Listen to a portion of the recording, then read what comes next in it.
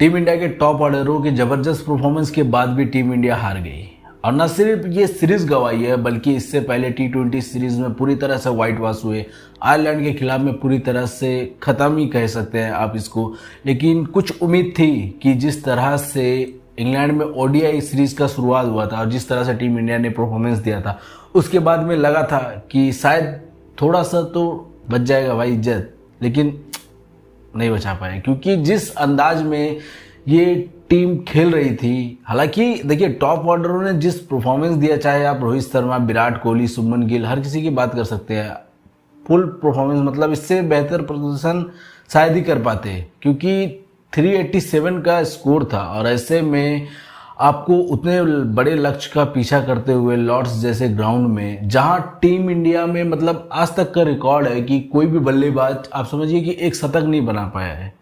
मतलब सदियों से, इतने लंबे दशकों से ये मैच खेला जा रहा है क्रिकेट, लेकिन पहली बार आपने भी सुना होगा और मैंने भी पहली बार ही सुना है कि लॉर्ड्स में किसी भी बल्लेबाज ने एक भी शतक नहीं बनाया था और पहली बार रोहित शर्मा ने ये कारनामा किया। तो पहले तो यही बहुत बड़ी अचीवमेंट की बात थी कि ऐसे ग्राउंड में जहां लगभग 400 ही था, मतलब 387 को चेस करना था, तो ऐसे में टीम इंडिया के लिए बहुत आसान था नहीं। लेकिन उसके बावजूद भी जिस अंदाज में खेला है टीम इंडिया के, परफॉर्मेंस दी है बैटरों ने, लाजवाब थी। लेकिन यहाँ सिर्फ और सिर्फ टॉप ऑर्डर ही थी, क्योंकि मिडिल ऑर्डर में वो दम नहीं दिखा। लास्ट के समय में ऐसा नहीं था कि बहुत ज़्यादा गैप था। भाई आप T20 खेलते हो, आप IPL में ज़बरदस्त प्रदर्शन करता हूँ, हालांकि T20 का फिर बात ही वही बात हो जाएगी घूम के कि आखिर अभी जिस तरह से हमने देखा सीरीज़ में क्या हुआ, तो T20 से तो इनसे उम्मीद नहीं है। लेकिन फिर भी 300 तक में 2 विकेट थे, मतलब 300 रन तक। उसके बाद 360 तक में 7 विकेट भी गिर जाते हैं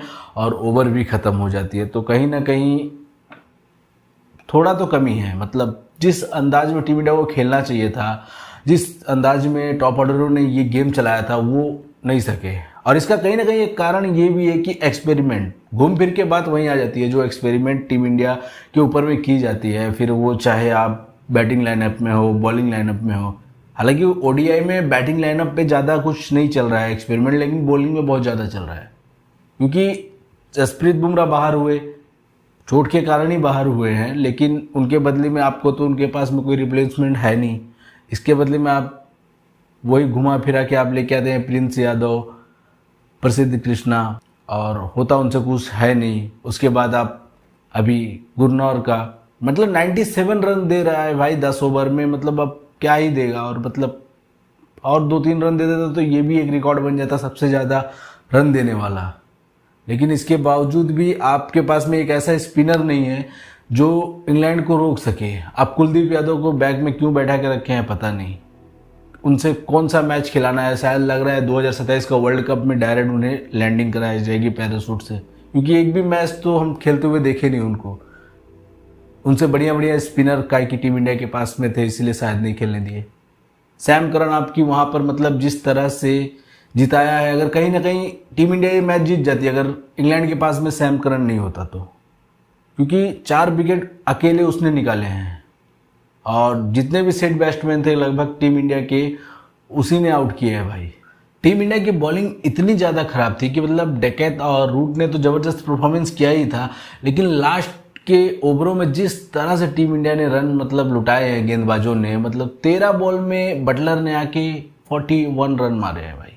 आप सोचिए T20 के लेवल का मार भी इससे ज़्यादा मतलब नहीं होता होगा जितना इनको ODI में पड़ रहा था। वही घुमा फिरा के एक ही ऑप्शन है जसप्रीत बुमराह, अगर वो खेलेंगे तो रन थोड़ा दबेगा, नहीं खेलेंगे तो भाई जितना हो सके 400 क्या 500 भी बनवा देंगे, अगर ऐसा ही इनका मतलब परफॉर्मेंस रहा।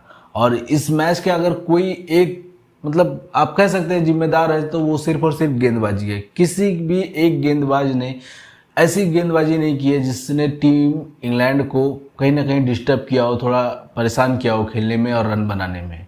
और ऐसे में आपके टॉप ऑर्डर के बैट्समैन कितना ही क्या ही कर लेंगे। मतलब 387 का लॉर्ड्स जैसे ग्राउंड में टारगेट चेस करने में मतलब आज तक टफ तो रहता है ना। ऐसे में रोहित शर्मा की वो परफॉर्मेंस यादगार रहेगी हर किसी को, क्योंकि उनको लेकर भी बहुत सारी बातें उठी थी। जिस तरह से रिटायरमेंट को लेकर कहा गया था, वो भी लाजवाब जवाब उन्होंने दिया है कि हर उस आलोचकों को जवाब दिया है जिन्होंने कहा था कि ये उनका लास्ट मैच है, इसके बाद में बातें हो रही हैं कि इन्हें बैठा दिया जाए, आने वाले समय में जो भी ओडीआई खेला जाएगा उसमें इनका नाम नहीं होगा। लेकिन अब बताइए नाम किसका नहीं होगा? क्योंकि अगर अब नाम नहीं होगा तो फिर आप T20 क्या, आप 2027 का ओडीआई वर्ल्ड कप भी नहीं जीत पाओगे। क्योंकि आप इतना अगर एक्सपेरिमेंट करोगे तो फिर आप टीम नहीं बना रहे हो, आप कचरा बना दोगे। और हार में सिर्फ और सिर्फ गेंदबाजी ही नहीं बल्कि श्रेयस अय्यर, केएल राहुल, ईशान किशन, इनकी भी जिम्मेदारी थी। क्योंकि इन तीनों में से किसी के बल्ले से वो रन नहीं दिखा जिससे इनसे उम्मीद की जाती है। मतलब ऐसा भी नहीं था कि बहुत ज़्यादा रन थे, लेकिन T20 के हिसाब से अगर देखा जाए तो वो रन किए जा सकते थे। और मैच कुछ ऐसा ही था, कम से कम लड़ा तो जा ही सकता था। लेकिन फिर वही बात कि आपके 2-3 बल्लेबाज चल जाते हैं तो बाकी सब रिलैक्स, रन नहीं होगा उनसे।